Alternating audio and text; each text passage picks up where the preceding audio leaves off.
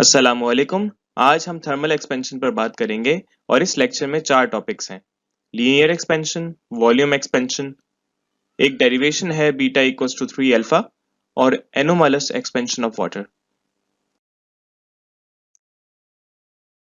Last class में हमने heat और टेम्परेचर पर बात की थी और हीट और टेम्परेचर की डेफिनेशन के साथ उसकी एक्सप्लेनेशन में बहुत सारी एग्जांपल्स देखी थी। इसके साथ साथ हमने टेम्परेचर के साथ थर्मल एनर्जी की बात की थी और हमने ये देखा था कि thermal energy is the heat stored. Thermal energy वो एनर्जी है which is possessed by the body due to its temperature. Temperature ज्यादा होने पर थर्मल एनर्जी ज्यादा होती है बॉडीज की और वो दरअसल मॉलिक्यूल्स की काइनेटिक एनर्जी होती है। किसी भी सब्सटेंस का टेम्परेचर ज्यादा होता है तो उसकी एनर्जी ज्यादा होती है क्योंकि उसके अंदर जो मॉलिक्यूल्स हैं वो ज्यादा मूव करते हैं, ज्यादा वाइब्रेट करते हैं। अगर सॉलिड्स हैं, अगर लिक्विड हैं तो उसमें भी वाइब्रेशन थोड़ी ज्यादा बढ़ जाती है और जो गैसेस हैं वो तो फ्री टू मूव होती हैं, उनमें कोई भी इंटरमॉलिक्यूलर फोर्सेस नहीं होती या मॉलिक्यूलर फोर्सेस बहुत वीक होती हैं जिसकी वजह से वो इधर उधर ब्राउनियन मोशन करती हैं। जब टेम्परेचर इंक्रीज करते हैं तो इनके अंदर मूवमेंट ज्यादा हो जाती है, इनकी वेलोसिटी बढ़ जाती है। ये हमें काइनेटिक मॉलिक्यूलर थ्योरी से पता चलता है और जब वेलोसिटी ज्यादा होती है तो हम जानते हैं कि काइनेटिक एनर्जी ज्यादा हो जाती है।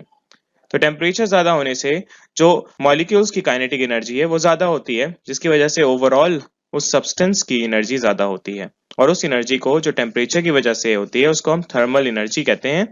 लेकिन यह हीट से मुख्तलिफ है। हीट तो दरअसल वो एनर्जी है जो ट्रांसफर होती है हॉट बॉडी से कोल्ड बॉडी में।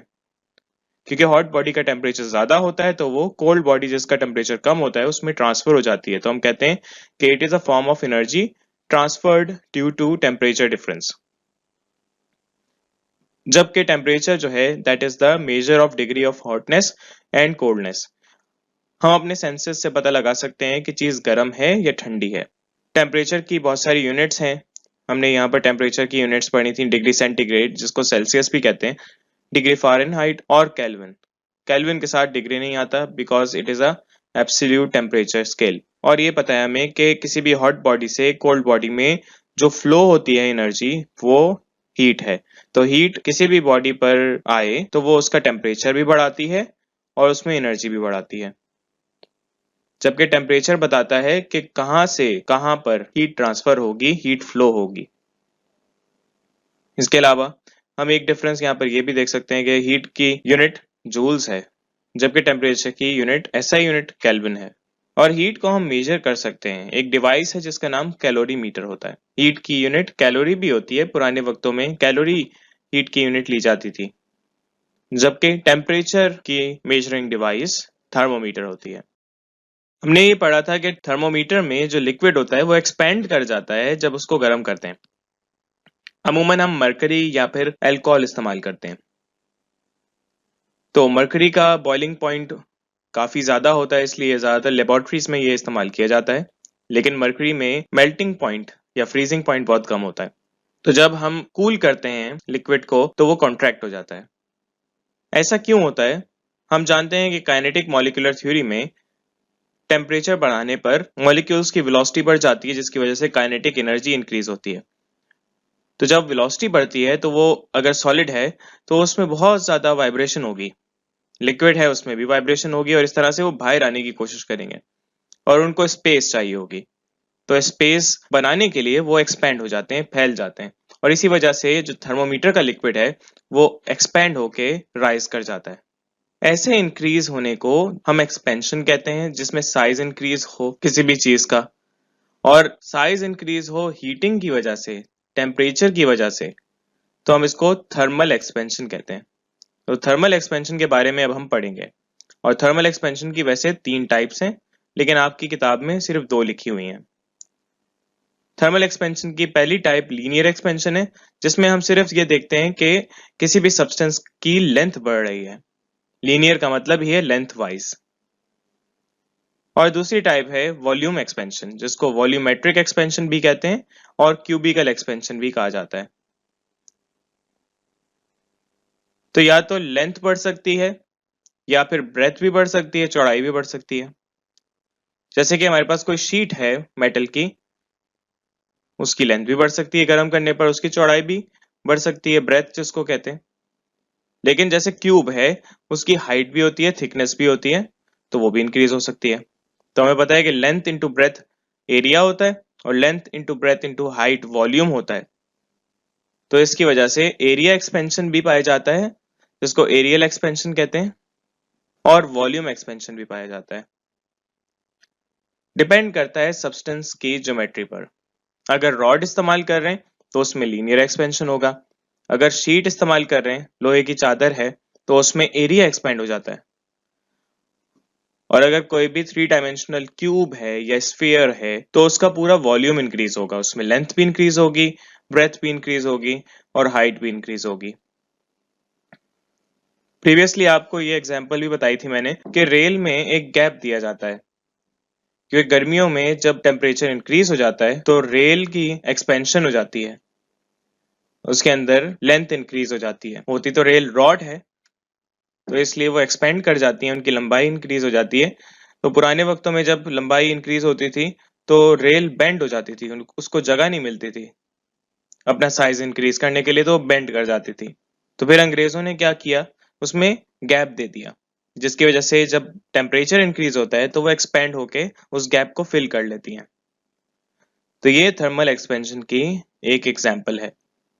थर्मल एक्सपेंशन की ये एग्जाम्पल दूसरी हम थर्मोमीटर में भी इस्तेमाल करते हैं, जो मैंने आपको इससे पहले बताया। तो thermal expansion is the increase in size of a substance on heating, और लीनियर एक्सपेंशन और वॉल्यूम एक्सपेंशन की अब डेफिनेशन पढ़ेंगे। लीनियर एक्सपेंशन कहते हैं लेंथ वाइज एक्सपेंशन, यानी लेंथ सिर्फ बढ़े। The increase in length of a substance on heating is called linear expansion. कुछ सब्सटेंस ऐसे होते हैं जिनको देखा जा सकता है कि उनकी लंबाई बढ़ती है, जैसे कि मेटल्स हैं, लेकिन जो नॉन मेटल्स हैं उनमें इतनी सलाहियत नहीं होती थर्मल एक्सपेंशन की। Volumetric expansion is the increase in volume of a substance on heating. इसमें पूरा का पूरा वॉल्यूम इंक्रीज होता है, यानी लंबाई, चौड़ाई, ऊंचाई तीनों। क्यूब में लेंथ भी होती है, ब्रेथ भी होती है, हाइट भी होती है।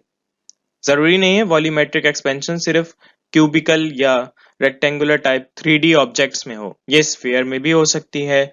3 डायमेंशनल जो भी चीजें हैं, जो भी ऑब्जेक्ट्स हैं, उनमें वॉल्यूमेट्रिक एक्सपेंशन होती है। और यही वजह है कि हम वॉल्यूमेट्रिक एक्सपेंशन ज्यादातर लिक्विड और गैसेस में देखते हैं। असल में जो एक्सपेंशन हो रही होती है वो तो तीनों साइड्स में होती है, क्योंकि हम जो रियल ऑब्जेक्ट्स देखते हैं वो 3 डायमेंशनल हैं।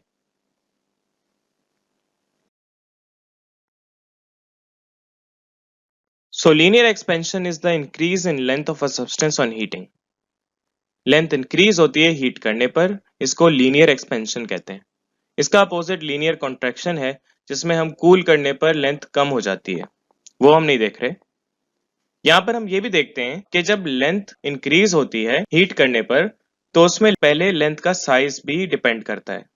अगर कोई रॉड बहुत लंबी है, जैसे रेल है, रेल जिस पर रेलगाड़ी चलती है, तो अगर वो लेंथ बहुत ज्यादा इंक्रीज होती हुई दिखाई दे रही है, तो यही वजह है कि उसके अंदर मॉलिक्यूल ज्यादा हैं, एटम्स ज्यादा हैं, पार्टिकल्स ज्यादा हैं, जो वाइब्रेट करेंगे, जगह बनाने के लिए बेताब होंगे। और ये लेंथ इंक्रीज करते हैं उतनी जितनी ज्यादा उसकी लंबाई होती है। लेकिन अगर आप एक स्क्रू लें उसी मटेरियल का, उसको हीट करने पर आपको महसूस भी नहीं होगा कि उसकी लेंथ बढ़ रही है। तो लेंथ जो है उसका चेंज, उसमें इंक्रीज इन लेंथ डिपेंड करती है उसके ओरिजिनल लेंथ के, यानी लीनियर एक्सपेंशन डिपेंड करती है ओरिजिनल लेंथ पर। और लेंथ का इंक्रीज होना डिपेंड करता है टेम्परेचर डिफरेंस पर भी। आप ज्यादा टेम्परेचर डिफरेंस दे दें, ज्यादा टेम्परेचर का फर्क दे दें, यानी ज्यादा टेम्परेचर बढ़ा दें, तो तब भी लेंथ बढ़ेगी। तो डेल्टा एल हम चेंज इन लेंथ को कहते हैं, it is directly proportional to original length, यानी इनिशियल लेंथ जो हीट करने से पहले है उसके डायरेक्टली प्रोपोर्शनल है। And also change in length या increase in length is directly proportional to temperature difference. जितना टेम्परेचर डिफरेंस होगा, टेम्परेचर में change, delta T, change in temperature, इसको हम टेम्परेचर डिफरेंस कहते हैं, तो उतनी ज्यादा उसमें एक्सपेंशन होगी। अब इसको हम इक्वेशन 1 कह देते हैं, इसको हम इक्वेशन 2 कह देते हैं। तो हम जानते हैं डायरेक्टली प्रोपोर्शनल में लेफ्ट हैंड साइड अगर सेम है तो हम इसको कंबाइन करेंगे। तो कंबाइनिंग इक्वेशन 1 और इक्वेशन 2, डेल्टा एल वैसे ही रहेगा और L1 और डेल्टा टी मल्टीप्लाई हो जाएंगे। डायरेक्टली प्रोपोर्शनल का साइन हटाते हैं तो इक्वल के बाद कांस्टेंट आता है, and this constant of proportionality is alpha. ये अल्फा जो है कहलाता है coefficient of linear expansion. Coefficient है वेरिएबल के साथ लगा हुआ है और ये वैल्यू कांस्टेंट होती है, हर सब्सटेंस की डिफरेंट होती है और उस सब्सटेंस के लिए कांस्टेंट होती है। इसकी यूनिट क्या होती है ये तो हमें निकालना पड़ेगी। इसको अगर हम निकालें तो L1 यहाँ पर डिवाइड हो सकता है या मल्टीप्लाई हो रहा है, या डेल्टा टी दूसरी साइड में डिवाइड हो सकता है, तो अल्फा है delta L upon L1 delta T. अगर इसको डिफाइन करना चाहें वर्ड्स में तो it is change in length numerator में per unit original length denominator में, तो इसलिए पर लगाया, और फिर per unit degree rise in temperature. Delta T जो है it is increase in temperature या डिक्रीज इन टेम्परेचर, लेकिन जब आप एक्सपेंशन की बात कर रहे हैं तो इंक्रीज लेंथ के साथ टेम्परेचर भी इंक्रीज होता है, तो इसलिए राइज की बात की है। Is called coefficient of linear expansion. इसका नाम याद रख लें कि लीनियर एक्सपेंशन का कोफिशिएंट है ये। और इसकी यूनिट अगर निकालना चाहें तो एल की मीटर्स होती है, डेल्टा एल की भी मीटर्स होती है, दोनों कैंसिल हो जाएंगे, और डेल्टा टी की यूनिट केल्विन होती है, तो ये 1 अपॉन केल्विन बचेगा। इसको 1 अपॉन केल्विन लिखते हैं या केल्विन इनवर्स भी लिखते हैं। अब हम ये जानते हैं कि जो चेंज निकाला जाता है वो फाइनल माइनस इनिशियल से निकालते हैं। तो change in length final length minus initial length होगा, और change in temperature final temperature minus initial temperature होगा। बाद वाले को पहले वाले से माइनस कर दें तो हम एक और फॉर्मूला निकाल सकते हैं, delta L equals to alpha L1 delta T. तो फॉर्मूला है ही, हम फाइनल लेंथ डायरेक्ट निकाल सकते हैं अगर मैं इसमें सब्सटीट्यूट कर दूं। तो डेल्टा एल की जगह मैंने पुट कर दिया ये L2 माइनस L1, और ये L2 माइनस L1 में ये L1 इस वाले के पास चला जाएगा राइट हैंड साइड में, तो ये प्लस हो जाएगा। अब L1 इनके पास दोनों में है तो कॉमन ले सकते हैं, तो L2 आ जाएगा L1 कॉमन लेके 1 प्लस अल्फा डेल्टा टी। ये अब हम फाइनल लेंथ डायरेक्ट निकाल सकते हैं, अगर हमें ओरिजिनल लेंथ पता हो मेजर कर सकते हैं। टेम्परेचर हम जितना बढ़ा रहे हैं उसका डिफरेंस निकाल लें T2 माइनस T1 से, और अल्फा हमने एक्सपेरिमेंट से निकाला है, हमारे पास टेबल्स में मौजूद है पहले से, तो हम अल्फा की वैल्यू बुक में टेबल्स में देख सकते हैं। बिल्कुल इसी तरह से हम वॉल्यूम एक्सपेंशन देखते हैं जब भी 3D ऑब्जेक्ट्स की बात की जाती है, और इसकी डेफिनेशन बिल्कुल सिमिलर है, बट यहाँ पर लेंथ की जगह वॉल्यूम है। So the increase in volume of a substance on heating is called volumetric expansion. इसको क्यूबिकल एक्सपेंशन भी कहते हैं। इसमें एग्जांपल ली जा सकती है क्यूब की, कि क्यूब एक 3D सब्सटेंस है जिसका टेम्परेचर पहले T1 है, बाद में टेम्परेचर T2 हो गया, और पहले वॉल्यूम इसका V1 है, बाद में V2 हो गया, तो वॉल्यूम एक्सपेंड हो रहा है। इसमें लेंथ भी बढ़ रही है, ब्रेथ भी बढ़ रही है, और हाइट भी बढ़ रही है। ये डिपेंड करता है बिल्कुल इसी तरह से, जितना वॉल्यूम होगा जितना साइज होगा सब्सटेंस का, तो ओरिजिनल वॉल्यूम जितना है उतना ज्यादा इसमें चेंज आ सकता है, और जितना ज्यादा टेम्परेचर में डिफरेंस लाएंगे यानी टेम्परेचर इंक्रीज करेंगे उतना वॉल्यूम इंक्रीज होगा। तो वॉल्यूम में इंक्रीज यानी चेंज वॉल्यूम का डेल्टा वी डायरेक्टली प्रोपोर्शनल होता है ओरिजिनल वॉल्यूम, यानी ओरिजिनल वॉल्यूम है इनिशियल वॉल्यूम जो उसका असली है रूम टेम्परेचर पर, और delta V is directly proportional to change in temperature यानी टेम्परेचर का डिफरेंस। अब इन इक्वेशन 1 और इक्वेशन 2 को इसी तरह से कंबाइन कर लेते हैं, तो यहां पर राइट हैंड साइड मल्टीप्लाई हो जाएगी, लेफ्ट हैंड साइड में डेल्टा वी है, सिमिलर है, तो राइट हैंड साइड में कांस्टेंट ऑफ प्रोपोर्शनैलिटी का सिंबल आएगा जब हम इक्वल का साइन लगाएंगे। इस सिंबल को beta, coefficient of volumetric expansion कहा जाता है। और इसको बिल्कुल उसी तरह से हम लिख सकते हैं, इसकी यूनिट निकाल सकते हैं, इसको डिफाइन कर सकते हैं, which is the change in volume per unit original volume per unit degree rise in temperature, या change in temperature भी कह सकते हैं, is called coefficient of volume expansion, beta.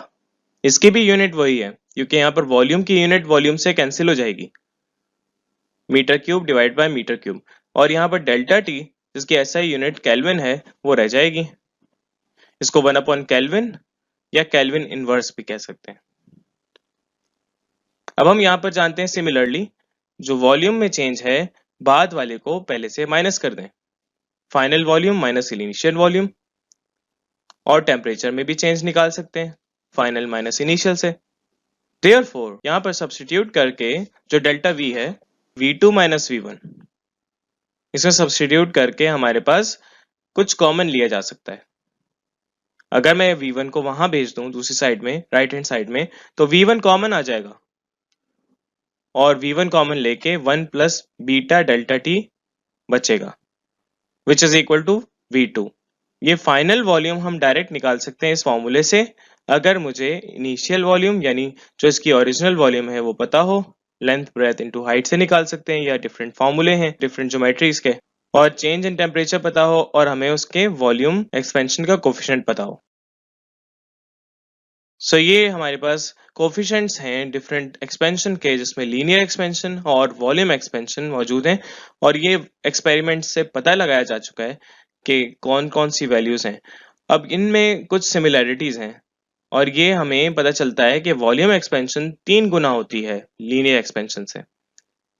तो ये हम ड्राइव करेंगे इनके कोफिशिएंट से एक formula, which is beta equals to 3 alpha. इसमें डिफरेंट वैल्यूज हैं जो हमें बता सकती हैं कि किसके अंदर एक्सपेंशन ज्यादा होगी, जिसका कोफिशिएंट ज्यादा होता है उसके अंदर एक्सपेंशन भी ज्यादा होती है। जैसे कि देखते हैं कि जो एथाइल अल्कोहल है उसकी कितने एक्सपेंशन है, और ज्यादातर फिर हम एथाइल अल्कोहल को भी इस्तेमाल करते हैं लेबोरेटरीज में, खास तौर पर वहां जहां पर हमें बहुत ही लो टेम्परेचर्स मेजर करने होते हैं। यहाँ पर देखें आयरन और स्टील का भी जो कोफिशिएंट है और डिफरेंट मेटल्स का कोफिशिएंट है वो नॉन मेटल से ज्यादा है, और गैसेस में भी ये वॉल्यूम एक्सपेंशन का कोफिशिएंट देखा जा सकता है कि बहुत ज्यादा होता है। तो गैसेस में भी एक्सपेंशन होती है जब हम हीट करते हैं, और ये एक्सपेंशन हम गैस लॉज में भी पढ़ेंगे। So now we will find a relation between alpha and beta. दोनों कोफिशिएंट्स के दरमियान ये रिलेशन बहुत इंपॉर्टेंट है और एग्जाम में इसकी डेरिवेशन बहुत पूछी जाती है। हम ये जानते हैं कि beta coefficient of volume expansion है, तो यहाँ पर वॉल्यूम वैसे भी लेंथ से ताल्लुक रखता है। अगर हम किसी क्यूब को कंसीडर करें तो उसका हीटिंग से पहले जो वॉल्यूम है वो L1, B1, H1 से निकाला जा सकता है, यानी लेंथ ब्रेथ और हाइट से। हमें पता है कि किसी भी रेक्टेंगुलर ऑब्जेक्ट में अगर वो 3 डायमेंशनल है, लेंथ ब्रेथ और हाइट होती है। तो हम कंसीडर करेंगे इस क्यूब को जिसकी लेंथ L1 है टेम्परेचर T1 पर, इनिशियल टेम्परेचर पर, ब्रेथ B1 है और हाइट H1 है, और टेम्परेचर इंक्रीज करने पर L2, B2 और H2 हो जाती है। सो डायमेंशंस यहाँ पर initial length L1, initial breath B1 और इनिशियल हाइट H1 लिखेंगे, which is considered to be at initial temperature T1, और फाइनल डायमेंशंस यहाँ पर final length L2, final breath B2 और फाइनल हाइट H2 होगी। और ये भी हम जानते हैं कि लेंथ जो फाइनल निकाली जाती है आफ्टर हीटिंग सम टेम्परेचर T2 पर, तो इसको हम T2 माइनस T1 से डेल्टा T निकाल सकते हैं, और यहाँ पर जो L2 है that will be equal to L1 times 1 plus alpha delta T. ये हमने कॉमन लेके फॉर्मूला बनाया था। सिमिलरली लेंथ जो है उसकी टाइप्स हैं, ब्रेथ और हाइट एक तरह की लेंथ की ही टाइप है, तो ब्रेथ में भी और हाइट में भी इसी तरह का फॉर्मूला सब्स्टिट्यूट किया जा सकता है, यानी L2 equals to L1 times 1 plus alpha delta T, तो P2 equals to B1 times 1 plus alpha delta T और H2 equals to H1 times 1 plus alpha delta T हो जाएगा। हम इसको इक्वेशन 1, इक्वेशन 2 और इक्वेशन 3 कह देंगे और कंसिडरेशन में यही लिखना है कि ये फाइनल लेंथ, फाइनल ब्रेथ और final height final temperature T2 पर है। सो ये हमारी इक्वेशन 1, इक्वेशन 2 और इक्वेशन 3 अगर हम इनको मल्टीप्लाई कर दें तो हम जानते हैं लेंथ, ब्रेथ और हाइट को मल्टीप्लाई करके वॉल्यूम आता है और इनिशियल वॉल्यूम L1, B1 और H1 है जो कि इनिशियल टेम्परेचर पर है। इसको इक्वेशन 4 भी बना देते हैं। तो फाइनल वॉल्यूम हम यहाँ पर पुट करके निकालेंगे जो कि V2 equals to L2, B2 और H2 होगा। इसमें पुट कर देते हैं इक्वेशन 1, 2 और 3। इसको पुट करते हैं तो ये हो जाएगा L1 1 plus alpha delta T, B2 की जगह B1 into 1 plus alpha delta T और H2 की जगह H1 into 1 plus alpha delta T. अब यहाँ पर 1 प्लस अल्फा डेल्टा टी देख रहे हैं 3 दफा मल्टीप्लाई हो रहा है, पहले तो अरेंज कर लेते हैं। तो ये अरेंज कर लेंगे L1 into B1 into H1 और ये एक साइड पर लिख देंगे। तो ये तो V1 के बराबर होता है length into breadth into height, जो कि ओरिजिनल वॉल्यूम है वो original length into original breadth और ओरिजिनल हाइट को मल्टीप्लाई करके आएगा। हम ये भी हवाला दे देंगे कि V1 equals to L1 into B1 into H1। Equation 4 को सब्स्टिट्यूट करेंगे और इसके अलावा ये जो हमारे पास 3 फैक्टर्स हैं इनको क्यूब में लिखा जा सकता है। तो V1 times 1 plus alpha delta T का क्यूब हो जाएगा। अब ये A अगर मैं इसको 1 को कह दूं और इस पूरे को B कह दूं तो मैं फॉर्मूला अप्लाई कर सकता हूं which is A plus B का whole cube equals to A cube plus 3A square B plus 3AB square plus B cube. ये जो फाइनल वॉल्यूम है अब हमारे पास पूरा का पूरा एक्सपेंड हो गया है। इसमें कुछ स्क्वायर में भी हैं, कुछ क्यूब में भी हैं। अब आपने टेबल आपको अगर याद हो तो उसमें 10 की पावर -6 में वैल्यूज थी। इसका मतलब पॉइंट्स में 0.0000 समथिंग। तो ये अल्फा स्क्वायर है और अल्फा क्यूब है। आप इसको कैलकुलेटर में करके देख भी सकते हैं। इसकी वैल्यू बहुत ही छोटी आएगी अगर इनका स्क्वायर करेंगे। तो अल्फा इतना छोटा है कि हम इसके स्क्वायर और क्यूब को, जिनको हम हायर ऑर्डर कहते हैं, इसको निग्लेक्ट कर सकते हैं। तो जो हमारे पास बचेगा वो 1 प्लस 3 अल्फा डेल्टा टी बचेगा, क्योंकि इससे कोई फर्क नहीं पड़ेगा। इतनी छोटी वैल्यूज ऐड करने पर कुछ भी नहीं होती। हम तो वैसे भी न्यूमेरिकल कर रहे होते हैं तो 2 डेसिमल 3 डेसिमल प्लेसेस तक वैल्यूज को लिखते हैं। तो हमारे पास ये V2 is equal to V1 times 1 plus 3 alpha delta T आ जाएगा। सो ये हम अगर एक्सपेंड कर दें और इस V1 को हम दूसरी साइड में भेज दें, क्योंकि ये V1 मल्टीप्लाई होगा, V1 यहाँ पर मल्टीप्लाई होकर V1 आ गया plus 3 alpha V1 delta T हो जाएगा। तो ये कुछ तरह से सिमिलर है, एक फॉर्मूले से मिलता जुलता है।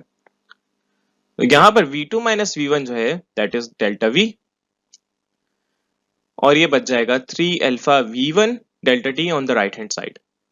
इस V1 को और डेल्टा V को हम अगर डिवाइड कर दें, क्योंकि यहाँ मल्टीप्लाई हो रहे हैं, तो ये जो है change in length per unit original length per unit degree rise in temperature, it is called coefficient of cubicle expansion या वॉल्यूम एक्सपेंशन, जो कि बीटा है।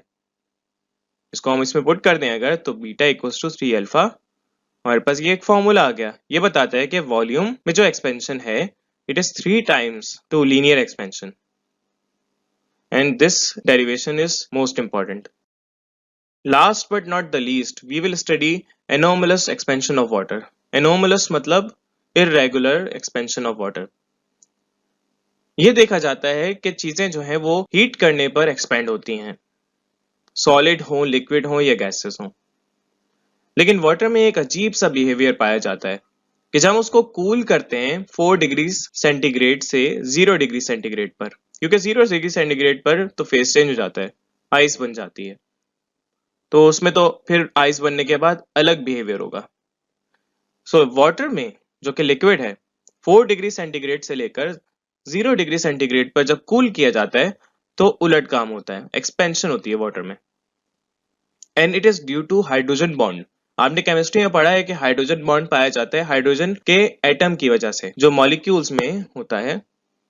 अब H2O है, इसमें 2 हाइड्रोजन एटम होते हैं और ये हाइड्रोजन बॉन्ड बना लेते हैं डिफरेंट मॉलिक्यूल्स के साथ। एक स्टिक लाइक स्ट्रक्चर बन जाता है जो कि बहुत रिजिड होता है। इस हाइड्रोजन बॉन्ड की वजह से मॉलिक्यूल्स आपस में अट्रैक्ट तो होते हैं लेकिन थोड़ा स्पेस रखते हैं। ज्यादा टेम्परेचर होने पर हाइड्रोजन बॉन्ड बहुत वीक हो जाता है और टूटता रहता है और फिर उनको जगह मिल जाती है वाटर मॉलिक्यूल्स को अपनी इंटरमॉलिक्यूलर फोर्सेस बरकरार रखने की, और वो फिर उस तरह से रैंडम स्ट्रक्चर बना के रहते हैं। तो आइस में एक स्ट्रक्चर होता है जो कि रिजिड स्ट्रक्चर बनता है, जबकि वाटर में एक तरह का फ्री टू मूव स्ट्रक्चर होता है। इसमें वाटर में जब टेम्परेचर बढ़ जाता है तो हाइड्रोजन बॉन्ड टूटता रहता है और इस वजह से टेम्परेचर जब कम होता है 4 डिग्री सेंटीग्रेड से 0 डिग्री सेंटीग्रेड पर, तो वाटर में एक्सपेंशन हो जाती है क्योंकि हाइड्रोजन बॉन्ड एक तरह का रिजिड स्ट्रक्चर बना लेता है। और यही वजह है कि जो वाटर बॉडीज हैं वहां पर लोअर सरफेस में एक्वेटिक एनिमल्स पाए जाते हैं, फिश सरवाइव कर जाती हैं। तो जब वॉल्यूम यहाँ पर इंक्रीज होगा तो इसका मतलब डेंसिटी डिक्रीज हो जाती है और ये आइस की डेंसिटी कम होती है वाटर से। आइस ऊपर फ्लोट कर रही होती है क्योंकि उसके अंदर प्रेशर कम हो जाता है और जो वाटर है उसका लेवल नीचे होने की वजह से, डेप्थ होने की वजह से उसमें प्रेशर ज्यादा होता है और डेंसिटी ज्यादा होती है। आप जानते हैं प्रेशर का फॉर्मूला रो जी एच, जो हमने लास्ट क्लास में डिस्कस किया था चैप्टर 10 में, प्रॉपर्टीज ऑफ मैटर में। तो anomalous expansion of water यानी irregular expansion of water is the expansion of water when it is cooled from 4 degree centigrade to 0 degree centigrade due to hydrogen bond। लेकिन इसका एक नुकसान भी है कि जब ऐसी इरेगुलर एक्सपेंशन होती है 4 डिग्री से कम टेम्परेचर पर, तो आइस बनने से पहले वाटर एक्सपेंड होना शुरू हो जाता है और वो अगर पाइप में जाए तो पाइप में एक्सपेंशन की वजह से पाइप फट भी सकता है। तो सर्दियों में पाइप फटने के बहुत सारे इंसिडेंट्स आते हैं जो कि एनोमलस एक्सपेंशन ऑफ वाटर की वजह से होते हैं।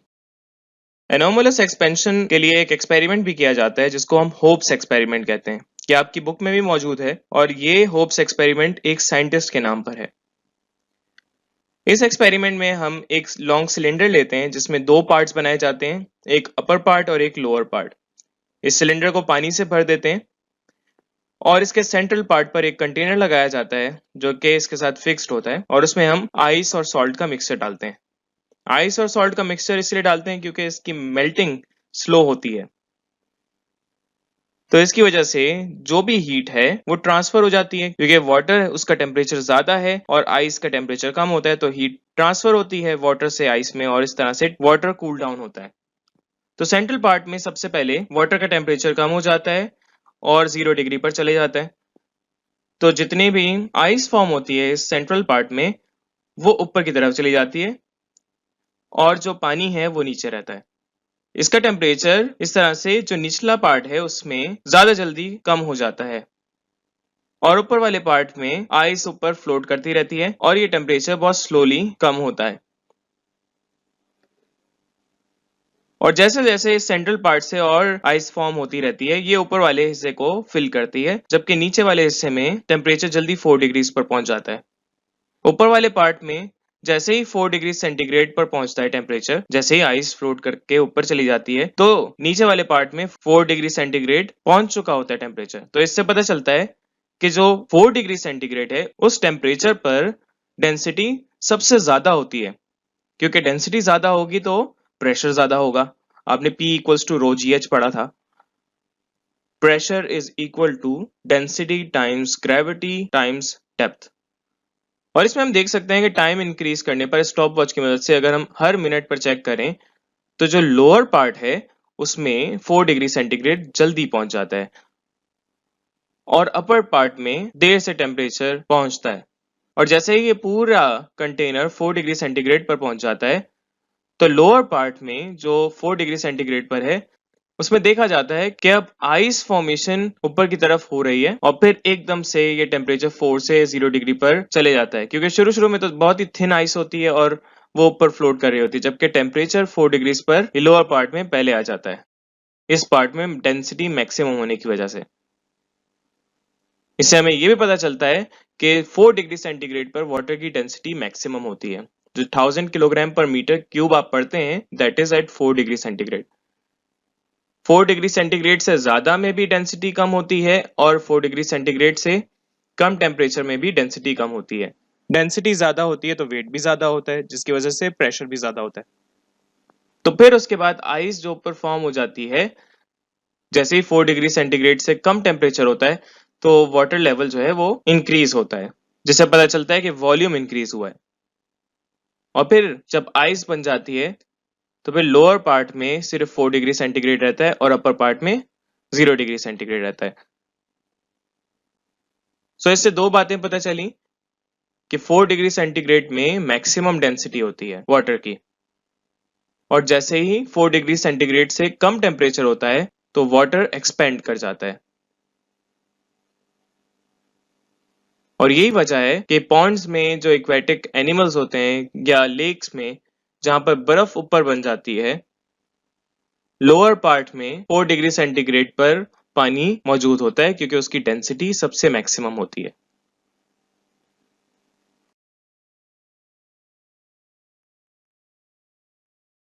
और अगर हम डेंसिटी निकालें मास पर यूनिट वॉल्यूम से तो चेक कर सकते हैं कि 4 डिग्रीज पर मैक्सिमम है।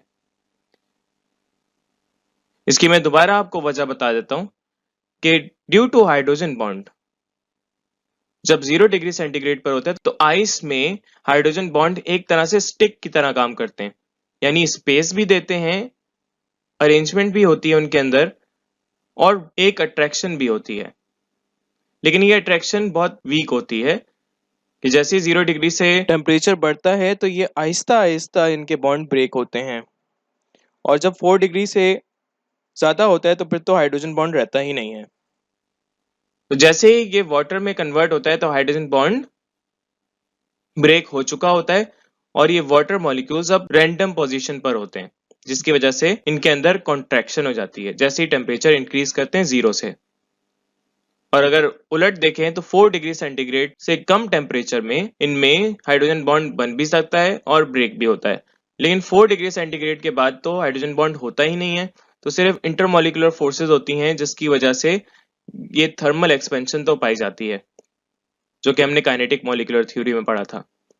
तो हाइड्रोजन बॉन्ड जो है वो 4 डिग्री सेंटीग्रेड या उससे कम टेम्परेचर में पाया जाता है, लेकिन 4 डिग्री से लेकर 0 डिग्री तक बनता भी है, ब्रेक भी होता रहता है। 0 डिग्री सेंटीग्रेड से जब कम टेम्परेचर होता है तो आइस जब फॉर्म हो जाती है तो उसमें हाइड्रोजन बॉन्ड बन जाता है और फिर वो ब्रेक नहीं होता।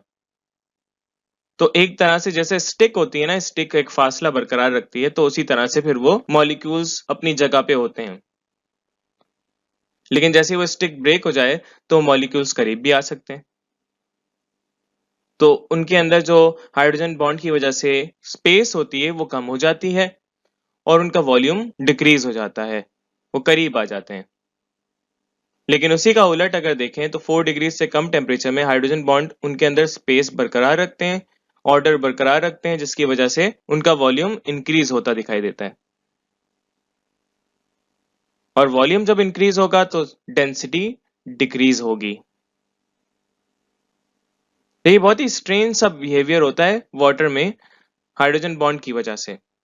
इसमें सिर्फ आप ये समझ लें, ये याद कर लें कि 4 डिग्री सेंटीग्रेड से लेकर 0 डिग्री सेंटीग्रेड तक जब टेम्परेचर डिक्रीज होता है तो थर्मल एक्सपेंशन के मुताबिक तो कॉन्ट्रैक्शन होनी चाहिए, क्योंकि टेम्परेचर तो इंक्रीज करने से एक्सपेंड होता है। लेकिन वाटर में अलग है, सिर्फ इस 4 डिग्रीज के फर्क में जब टेम्परेचर कम करते हैं तो एक्सपेंशन हो जाती है, क्योंकि उसके अंदर हाइड्रोजन बॉन्ड फॉर्म हो रहा होता है। So that is all for today. Thank you for listening. Allah Hafiz.